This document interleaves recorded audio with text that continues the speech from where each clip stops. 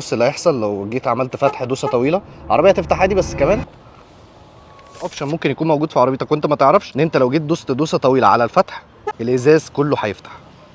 وكمان ممكن توقفه هنا مثلا لما تشيل ايدك، وممكن تكمل كمان ينزل كله.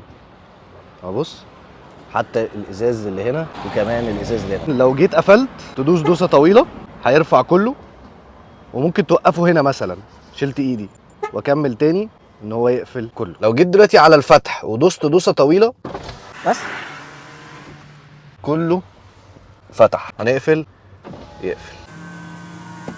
تاخد المفتاح كده تفتح بيه دوسه طويله. بص اللي هيحصل لو جيت عملت فتح دوسه طويله، عربيه تفتح عادي، بس كمان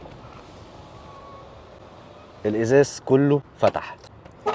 دوسه طويله بس.